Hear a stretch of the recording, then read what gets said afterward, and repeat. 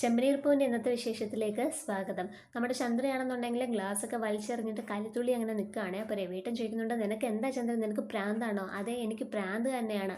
അപ്പോൾ സച്ചു പറയുന്നുണ്ട്, ഇത്രയും നാളും എനിക്ക് സംശയമുള്ളായിരുന്നു, ഇപ്പോൾ എന്തായാലും അത് ക്ലിയർ ആയിട്ടുണ്ട് എന്നുള്ളത്. അതേടാ, ഈ വീട്ടിലുള്ള എല്ലാവർക്കും അസുഖം തന്നെയാണ്. നീ എല്ലാവരെയും ഹോസ്പിറ്റലിലേക്ക് കൊണ്ടുപോ. അതാകുമ്പോൾ നിനക്ക് നിന്റെ ഭാര്യയും കൂടി ഇവിടെ സന്തോഷമായിട്ട് അങ്ങ് കഴിയാലോ. ഈ വീട്ടിലേക്ക് കയറി വന്ന മഹാലക്ഷ്മി അമ്മ വീട്ടിലേക്ക് പോയി. വരാനിരുന്ന ആളെയാണെന്നുണ്ടെങ്കിൽ പൂട്ടിയിട്ടേക്കുക. കാക്കാശിന്റെ ഗതിയില്ലാത്തവളുമാരൊക്കെ ഇവിടെ ആടിത്തിമിർത്ത് സന്തോഷിച്ചങ്ങ് ജീവിക്കുകയാണ്. അപ്പൊ രവിയേട്ടൻ പറയുന്നുണ്ട്, നീ മഹാലക്ഷ്മി എന്ന് പറയുന്നത് പണമുള്ളവരെയാണോ? ഒരു വീട് സന്തോഷത്തോടെയും സമാധാനത്തോടെയും കൊണ്ടുപോകുന്നതിലാ കയറി വന്ന പെണ്ണിന്റെ മിടുക്ക്. അങ്ങനെ നോക്കിക്കഴിഞ്ഞാലേ ഈ വീട്ടിലെ മഹാലക്ഷ്മി എങ്ങോട്ടും പോയിട്ടില്ല, ഇവിടെ തന്നെ നിപ്പുണ്ട്. അതൊന്നും നിനക്ക് പറഞ്ഞാൽ മനസ്സിലാവില്ല. നീ ഈ രേവതിനെ എന്തുമാത്രം കുറ്റം പറഞ്ഞിട്ടുണ്ട്. ഇവളെ പറയാത്ത വാക്കുകളുണ്ടോ? എന്നിട്ടും എന്ത് മര്യാദയ്ക്കാണ് ഇവള് നമ്മളോട് പെരുമാറുന്നത്. നമ്മളോട് ചോദിക്കാതെ ഇവളുടെ വീട്ടിലേക്ക് പോലും പോകാറില്ല. പക്ഷെ ശ്രീകാന്തിന്റെ ഭാര്യ ചെയ്തത് എന്താണ്? അവൾ അവനെയും കൂട്ടി അവളുടെ വീട്ടിലേക്ക് പോയി. അവൾ ഒരു മര്യാദയും കാണിച്ചില്ലല്ലോ. അവൾ എങ്ങനെയാ രവിയേട്ടാ മര്യാദ കാണിക്കുന്നത്? നിങ്ങളുടെ മോൻ അത്രയും പ്രശ്നങ്ങളല്ലേ അവിടെ ഉണ്ടാക്കി വെച്ചത്? ഇത് കേട്ടിട്ട് നമ്മുടെ ശ്രുതി പറയുന്നുണ്ട്, അതെ, ഇവനാണ് എല്ലാ പ്രശ്നങ്ങളും ഉണ്ടാക്കിയത്. അല്ലെ, ഇവനെ പറഞ്ഞിട്ട് കാര്യമില്ല, അച്ഛനെ തന്നെ പറഞ്ഞാൽ മതി. ഇവൻ ചടങ്ങിന് വന്നില്ല എന്നുണ്ടെങ്കിൽ അച്ഛനും വരില്ല എന്ന് പറഞ്ഞില്ലേ? അതുകൊണ്ടാണ് ഇത്രയും പ്രശ്നങ്ങൾ ഉണ്ടായതും വർഷയും ശ്രീകാന്തും അവരുടെ വീട്ടിലേക്ക് പോയതും. അതൊന്നും ഈ രവിയേട്ടന് പറഞ്ഞാൽ മനസ്സിലാവത്തില്ല ശ്രുതി എന്ന് ചന്ദ്ര പറയുക. വർഷേനെ ചിലർക്കൊന്നും ഇവിടെ ഇഷ്ടമല്ല. അവളെ ഇവിടുന്ന് പറഞ്ഞയച്ചിട്ട് ഇവിടെ ചിലർക്കൊക്കെ മഹാറാണിയായിട്ട് അങ്ങ് വാഴണം, അതാണ് ഉദ്ദേശം. അപ്പൊ രേവതി പറയുന്നുണ്ട്, അമ്മ എന്നെ കുത്തിയല്ലേ ഈ സംസാരിക്കുന്നത്? അതെ, നിന്നെ തന്നെയാണ് ഞാൻ പറഞ്ഞത്. നിന്നോട് റൂമിൽ പോയി മാല എടുക്കാൻ ആരാ പറഞ്ഞത്? നീ അങ്ങനെ ചെയ്തതുകൊണ്ടല്ലേ ഇത്രയും പ്രശ്നങ്ങൾ ഉണ്ടായത്. അമ്മ ഇപ്പൊ പറയുന്ന കേട്ടാ തോന്നുമല്ലോ ഞാൻ മാല മോഷ്ടിക്കാൻ നോക്കിയതാണെന്ന്. അങ്ങനെ അല്ലാന്ന് ആർക്കറിയാം? ദേ അമ്മേ, എല്ലാ കുറ്റവും എന്റെ തലയിൽ കൊണ്ടിടാൻ നോക്കരുത്. എനിക്ക് ഈ വീട്ടിലെ മഹാറാണി ആവണ്ട, മന്ത്രി ആവണ്ട. എല്ലാവരും ഒത്തൊരുമിച്ച് ജീവിക്കണമെന്ന് തന്നെയാണ് ഞാൻ ആഗ്രഹിക്കുന്നത്. പിന്നെ വർഷേനെ അമ്മയ്ക്ക് ഭയങ്കര ഇഷ്ടമാണല്ലോ. വർഷേനെ ഇങ്ങോട്ടേക്ക് തിരിച്ചു കൊണ്ടുവരാൻ വേണ്ടിയിട്ട് അമ്മ എന്താ ചെയ്തത്? ഒരു ഫോൺ കോൾ ചെയ്തിട്ടുണ്ടാവും അവൾക്ക്, അല്ലാതെ വേറൊന്നും ചെയ്തിട്ടില്ലല്ലോ. എന്നാൽ ഞാനാണെന്നുണ്ടെങ്കിൽ വർഷേനെ പോയി കണ്ട് സംസാരിക്കുകയും ചെയ്തു. അവിടെ നടന്ന കാര്യങ്ങളെല്ലാം അവളെ പറഞ്ഞ് മനസ്സിലാക്കുകയും ചെയ്തു. അവൾ എത്രയും പെട്ടെന്ന് ഇങ്ങോട്ടേക്ക് തിരിച്ചു വരും. ഇതൊക്കെ കേൾക്കുമ്പോഴത്തേക്ക് രവിയേട്ടന് ഭയങ്കര സന്തോഷമാവുന്നുണ്ട്. എന്നിട്ട് ചന്ദ്രടുത്ത് പറയുന്നുണ്ട്, നീ കേട്ടല്ലോ രേവതി പറഞ്ഞത്, ഇവളെയാണ് നീ ഇത്രയും നേരം കുറ്റപ്പെടുത്തിക്കൊണ്ടിരുന്നത്. ആർക്കറിയാം ഇവള് പോയി വർഷത്തെ എന്താ സംസാരിച്ചതെന്നുള്ളതെന്ന് ചന്ദ്ര ചോദിക്കുകയാണ്. അപ്പൊ നമ്മുടെ സച്ചിൻ പറയുന്നുണ്ട്, കുറ്റപ്പെടുത്താൻ മാത്രമേ ഇവർക്ക് അറിയത്തുള്ളൂ അച്ഛാ. ഇതൊക്കെ കേട്ടിട്ട് ഞാൻ എങ്ങനെയാണ് ഒന്നും ചെയ്യാതിരിക്കുന്നത്? എന്നാ നീ എന്നെ അടിക്കടാ, നീ വർഷയുടെ അച്ഛനെ അടിച്ചില്ലേ, അതേപോലെ നിനക്ക് എന്നെയും അടിക്കാൻ തോന്നുന്നുണ്ടോ? എന്നാ അടിക്കടാന്ന് പറഞ്ഞിട്ട് ചന്ദ്ര ഇങ്ങനെ നിൽക്കുകയാണ്. അപ്പോഴേക്കും സച്ചി പറയാണ്, ഞാൻ അത്രയൊന്നും അധപതിച്ചിട്ടില്ല.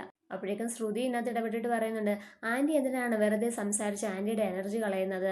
തെറ്റ് ചെയ്തവരൊന്നും അത് അംഗീകരിക്കാൻ പോകുന്നില്ല. ഇതേ പൗഡർ ആയിട്ടെത്തി, നീ എന്തിനാ ഈ കാര്യത്തിൽ ആവശ്യമില്ലാതെ ഇടപെടാൻ നിൽക്കുന്നത്? നീ മുഖം മൂടി ഇട്ടിട്ട് നിൽക്കുന്നവളാണ്. ശരിക്കുള്ള മുഖത്തിന് മേലെ മേക്കപ്പ് ഇട്ട് കൊടുക്കുന്നവളാണ് നീ. അതുപോലെ തന്നെയാണ് നിന്റെ സ്വഭാവവും. ഇത് കേട്ടിട്ട് ശ്രുതിക്ക് ദേഷ്യം വന്നിട്ട് പറയുന്നുണ്ട്, ആരാടാ മുഖം മൂടി ഇട്ടിട്ട് നിൽക്കുന്നത്? നീ എന്റെ ഭാര്യയെ പറ്റി വെറുതെ അനാവശ്യം പറയരുത്. ഇനി എന്തെങ്കിലും അവളെ പറ്റി പറഞ്ഞാലുണ്ടല്ലോ എനിക്ക് കേട്ട് നിൽക്കാൻ പറ്റില്ല. നിന്നെ ഉണ്ടല്ലോ എന്ന് പറഞ്ഞിട്ട് സച്ചിൻ ഇങ്ങനെ അടിക്കാൻ പോവാണ്. അപ്പോഴേക്കും നമ്മളുടെ സച്ചി പറയുന്നുണ്ട്, ഞാൻ പറഞ്ഞതിൽ എന്താടാ തെറ്റ്? നീയും ഇവളും അല്ലേ കള്ളനും കള്ളിയും. ശ്രുതി വേണ്ട, ഇവനോടൊന്നും സംസാരിക്കേണ്ട ആവശ്യം നമുക്കില്ല. ഇവൻ മര്യാദ കെട്ടവനാണ്, അവന് സംസാരിക്കാൻ അറിയില്ല. ഇവന്റെ റേഞ്ചിലേക്ക് നമ്മളും താഴ്ന്നു പോകരുത്. നിന്റെയൊക്കെ റേഞ്ച് എനിക്ക് നന്നായിട്ട് അറിയാം. ഇങ്ങനെ ഒരുത്തൻ താമസിക്കുന്ന വീട്ടിലെ എനിക്ക് പോലും താമസിക്കാൻ തോന്നുന്നില്ല. വെറുതെ അല്ല വർഷം ഇങ്ങനെ ഒരു തീരുമാനം എടുത്തതെന്ന് പറഞ്ഞിട്ട് ശ്രുതിയും കൂടെ അവിടുന്ന് പോവുകയാണ്. അപ്പൊ ഇതൊക്കെ കേട്ടിട്ട് നമ്മുടെ ചന്ദ്രയ്ക്കാണെന്നുണ്ടെങ്കിലും പിന്നെയും ദേഷ്യം വന്നിട്ട് പറയാണ്, കേട്ടല്ലോ അവള് പറഞ്ഞിട്ട് പോയത്, ഇവിടുന്ന് ഓരോരുത്തരായിട്ട് ഇതുപോലെ ഇങ്ങനെ ഇറങ്ങിപ്പോവും. എല്ലാവരെയും ഇറക്കി വിട്ടിട്ട് ഇവനും ഇവളും ഇവിടെ സന്തോഷമായിട്ട് ജീവിക്കാനാണ് ഉദ്ദേശിക്കുന്നതെന്നുണ്ടെങ്കിലേ ഞാൻ ജീവിച്ചിരിക്കുന്നിടത്തോളം കാലം അത് നടക്കില്ല എന്ന് പറഞ്ഞിട്ട് ചന്ദ്ര അവിടുന്ന് ദേഷിച്ചു പോവുകയാണ്. പിന്നീടാണെന്നുണ്ടെങ്കിൽ നമ്മുടെ സച്ചി ഒന്ന് രേവതി എടുത്ത് ചോദിക്കുന്നുണ്ട്, നീ ആരോട് ചോദിച്ചിട്ടാണ് ആ പെണ്ണിനെ കാണാൻ പോയത്? സച്ചിയേട്ടൻ ശ്രീകാന്തിനെ കാണാൻ പോയത് എന്നോട് പറഞ്ഞിട്ടുണ്ടായിരുന്നു. അവൻ എൻ്റെ അനിയനാണ്. അവനെ കാണാൻ പോകുന്നതിനെ എനിക്ക് നിന്നോട് പറയേണ്ട ആവശ്യമില്ല. എന്നാൽ വർഷ എൻ്റെ അനിയത്തിയെ പോലെയാണ്. അവളെ കാണാൻ പോകുന്നത് എനിക്ക് സച്ചിയേട്ടനോടും പറയേണ്ട ആവശ്യമില്ല. അച്ഛനും അമ്മയ്ക്കും ഒക്കെ അവരിവിടെ ഇല്ലാത്തതിൽ ഭയങ്കര സങ്കടമുണ്ട്. അതുകൊണ്ടാണ് ഞാൻ അവളോട് പോയിട്ട് കാര്യങ്ങളെല്ലാം സംസാരിച്ചത്. ഓ, നല്ല അനിയത്തി. പിന്നെ അമ്മയ്ക്ക് പുളിങ്കൊമ്പ് കൈവിട്ടു പോയ എൻ്റെ സങ്കടമാണ്. അങ്ങനെയൊന്നും അല്ല സച്ചിയേട്ടാ, ശ്രീകാന്തിനെ പിരിഞ്ഞിരിക്കുന്നതിൽ അമ്മയ്ക്ക് നല്ല സങ്കടമുണ്ട്. നമുക്കൊരു മകൻ പിറന്നു കഴിഞ്ഞാലേ അവൻ നമ്മളെ ഇട്ടിട്ട് പോയി കഴിഞ്ഞാൽ നമുക്ക് സങ്കടം ഉണ്ടാവില്ലേ? അതുപോലെ തന്നെയാ ഇതും. നിങ്ങൾ എത്രയും പെട്ടെന്ന് ശ്രീകാന്തിനെ വർഷനെ ഇങ്ങോട്ടേക്ക് കൊണ്ടുവരാൻ നോക്ക്. അവര് മാത്രം പോരാ, ശ്രുതിയുടെ അച്ഛനും ഇങ്ങോട്ടേക്ക് വരണം. എന്നാലേ ഈ വീട്ടിൽ ഇനി സന്തോഷം ഉണ്ടാവുള്ളൂ. ശ്രുതിയുടെ അച്ഛൻ, മലേഷ്യ, പിന്നെ ജയില്, ഇതെല്ലാം ആ പെണ്ണ് ഓരോ കള്ളക്കഥകൾ പറഞ്ഞുണ്ടാക്കുന്നതാ. എനിക്ക് നല്ല സംശയമുണ്ട്. ഞാൻ എല്ലാം ഒരു ദിവസം കണ്ടുപിടിക്കുന്നുണ്ടെന്ന് സച്ചി പറയാം. ഇനിയിപ്പോൾ ശ്രീകാന്തിനെ ഇങ്ങോട്ടേക്ക് കൊണ്ടുവരാൻ ഒരു വഴിയേ ഉള്ളൂ. ഞാനിനി ആ വർഷയുടെ വീട്ടിൽ പോയി അയാൾക്ക് 2 അടിയും കൊടുത്തിട്ട് അവരെ ഇങ്ങോട്ടേക്ക് വിളിച്ചുകൊണ്ട് വരണം. അപ്പോഴേക്കും നമ്മളുടെ രേവതി പറയുന്നുണ്ട്, സച്ചിയേട്ട ഒന്നും കണ്ടുപിടിക്കാനും പോകണ്ട, ആർക്കും അടി കൊടുക്കാനും പോകണ്ട എന്ന് പറഞ്ഞിട്ട് രേവതി അവിടെ നിന്ന് പോവുകയാണ്. പിന്നീട് കാണിക്കുന്നത് ശ്രുതിയുടെ ബ്യൂട്ടി പാർലറാണ്. അവിടേക്ക് ഒരാൾ കയറി വരുന്നുണ്ട്. ദാസ് എന്നാണ് അയാളുടെ പേര്. അയാൾ കാണുന്നുണ്ടെങ്കിൽ നമ്മുടെ ശ്രുതിയുടെ പൂർവ്വകാല ചരിത്രങ്ങളെല്ലാം അറിയാവുന്ന ആളാണ്. അപ്പോൾ ശ്രുതിയുടെ ഫ്രണ്ടിനെ കണ്ടിങ്ങനെ സംസാരിക്കുന്നുണ്ട്. അപ്പോൾ ശ്രുതിയുടെ ഫ്രണ്ട് പറയുന്നുണ്ട്, താൻ എന്തിനാ ഇങ്ങോട്ടേക്ക് കയറി വന്നത്, തനിക്ക് എന്താ ഇവിടെ കാര്യം, താൻ ഇറങ്ങിപ്പോകാനൊക്കെ പറയുന്നുണ്ട്. പക്ഷേ അയാൾ കേൾക്കാതെ നേരെ ശ്രുതിയുടെ അടുത്തേക്ക് പോവുകയാണേ. ശ്രുതി അയാളെ കാണുന്ന സമയത്ത് ഇങ്ങനെ ഞെട്ടി പേടിച്ച് നിൽക്കുകയാണ്. താൻ എന്തിനാ ഇങ്ങോട്ടേക്ക് വന്നത്, ഞാൻ നിന്നെ കണ്ട് ചിലത് സംസാരിക്കാൻ വേണ്ടിയിട്ട് തന്നെയാണ് വന്നത്. എൻ്റെ കല്യാണമാണ്, അപ്പോൾ അതിന് കുറച്ച് ചിലവുണ്ട്. നീ ഒരു 1,00,000 രൂപ എനിക്ക് തരണം. ദാസേ, നിനക്ക് ഞാൻ കുറേ പൈസ തന്നിട്ടുള്ളതാണ്, ഇനി തരാൻ എൻ്റെ ഈ പൈസയില്ല. നീ ഈ ചെയ്യുന്നത് തെറ്റാണ്. ഞാൻ ചെയ്യുന്നതല്ല തെറ്റ്, നീ ചെയ്യുന്നതാണ് തെറ്റ്. കല്യാണം കഴിച്ചതാണെന്ന് ഒരു കുട്ടി ഉണ്ടെന്നുള്ളതൊക്കെ മറച്ചു വെച്ചിട്ടേ നീ പിന്നെയും കല്യാണം കഴിച്ചില്ലേ. നിന്റെ പൂർവ്വ ചരിത്രങ്ങളെല്ലാം എനിക്ക് അറിയാവുന്നുള്ളത് നിനക്ക് അറിയാലോ.